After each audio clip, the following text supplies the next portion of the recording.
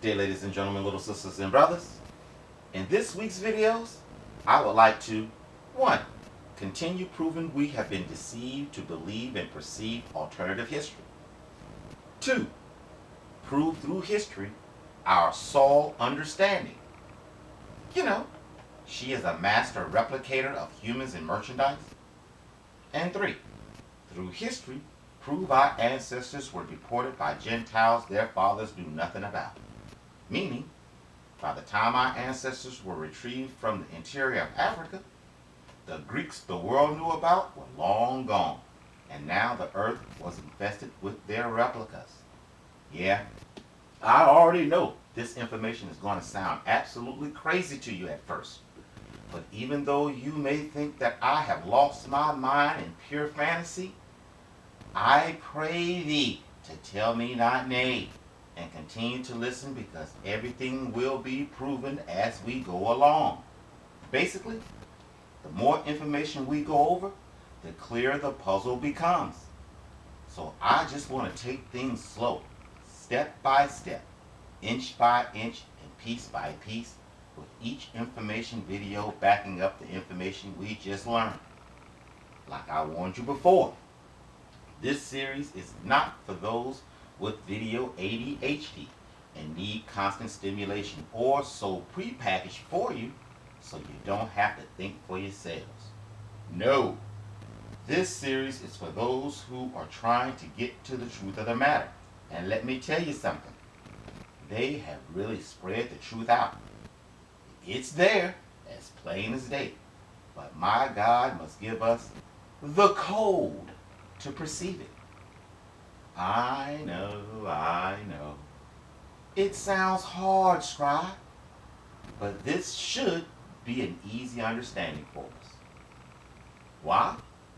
Because we already understand there is nothing new under the sun, meaning the dispensational clone explosions we are about to uncover use the exact same pounce, play, become, and destroy MO we successfully decoded in our last 2 history series. So saying that, let's begin by reading the scripture we will use as our guide. Please turn to Uncle Ezekiel chapter 27, verse 8 through 16 in the Septuagint. Listen closely. Quote, and thy princes were the dwellers in Sidon. Listen. And the Aradians were thy rowers. Thy wise men, O sir, they were in thee. These were thy pilots.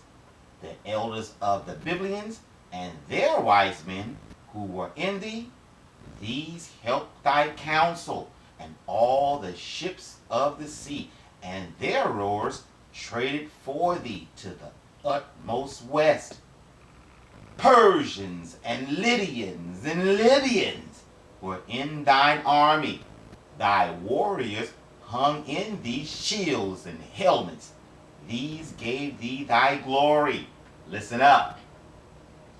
The sons of the Aradians and thine army were upon the walls. There were guards in thy tower. They hung their quivers on thy battlements round about. These completed thy beauty. Stop. Did you catch it? Catch what, you ponder? I thought the Iradians were her rowers, but we can clearly see the sons of the Iradians were in her army. How could this be? I mean, seeing both are present at the same time, wouldn't being the fruit of the loins of an Iradian make them Iradians themselves? What? Who said that? Who said clone? Right, Miss Lady. Right. This is my God's way of letting us know the sons of the Iradians were not the fruit of their loins, but rather replicated sons. I know. Back it up, scribe. Okay, I got that. Give me a hot minute, though.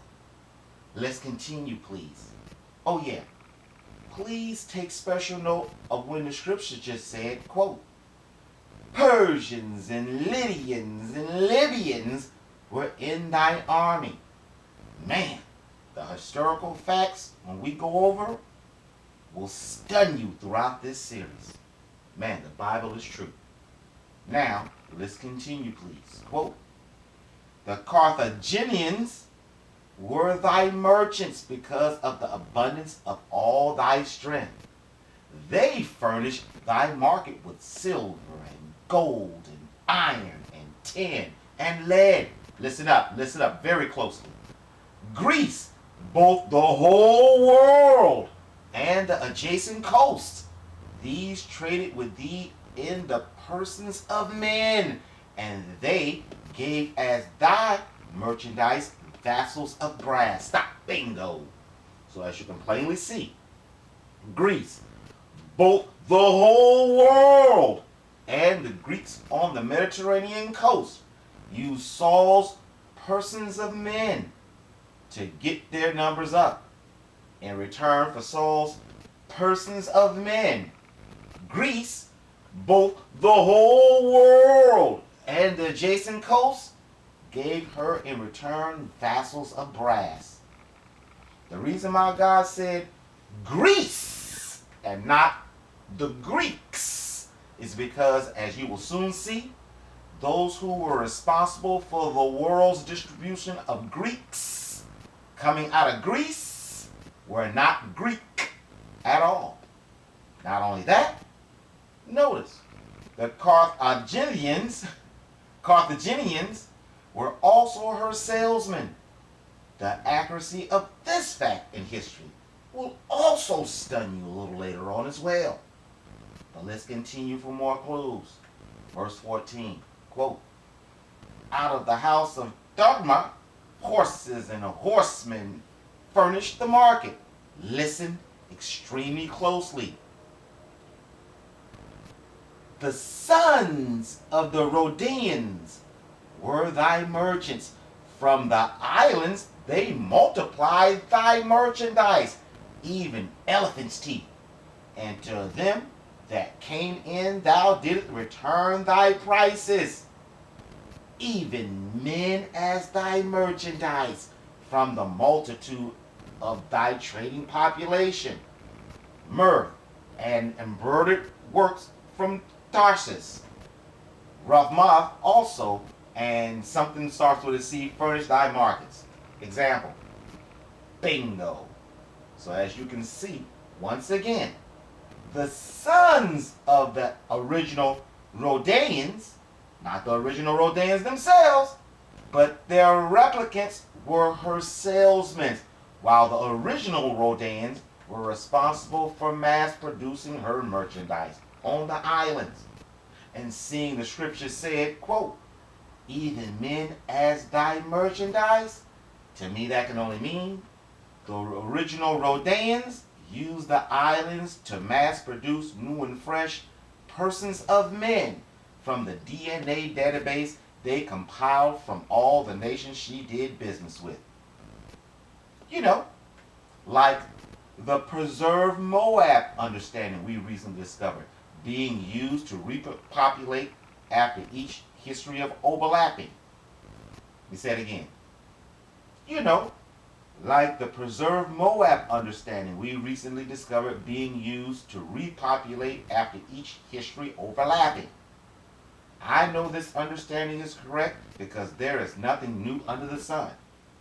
Have you taken a gander at this month's Science magazine headline? Quote, is it time for a universal genetic forensic database? And how the Oxford University Press Socratically asked, quote, universal DNA database? A way to improve privacy? Heck, we sitting here talking about the men of Moab being preserved. The scriptures attest the Psalms 83 gang sold Israelite boys to Sor and Nineveh as well. No, I'm not talking about the passing through the fire understanding. I'm talking about the Joel chapter 3, 1 through 3, and the Septuagint understanding. Perceptual context. First thing, as you could probably notice, I'm having a hard time this weekend with complications of my stroke.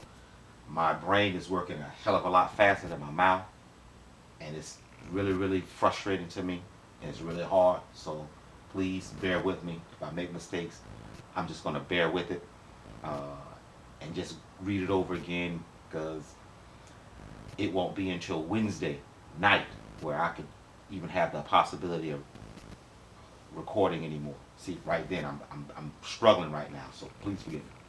All right. Perception of context. Remember in the scriptures when my God, not baptized a scribe, but my God called Sor and Nineveh good-looking whores, harlots to be exact? I can't hear your answer because this is a video. But if you can remember me getting my misogyny fix back then, check this out.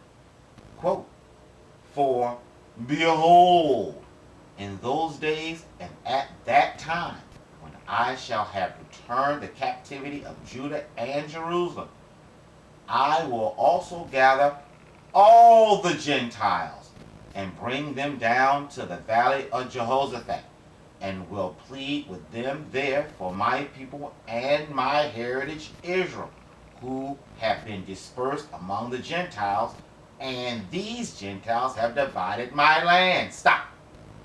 The Most High will plead with all the Gentiles for us and the physical land of Israel. Listen closely to prove the world knows exactly who we are. Verse 3, quote, "I will also gather all the Gentiles and bring them down to the valley of Jehoshaphat, and will plead with them there for my people and my heritage Israel, who have been dispersed among the Gentiles, and these Gentiles have divided my land, and cast lots over my people, and have given their boys to harlots, and sold their girls for wine, and have drunk." Example, bingo. As you can clearly see, the Psalms 83 gang definitely knew of Sor and Nineveh's cloning and distribution operations.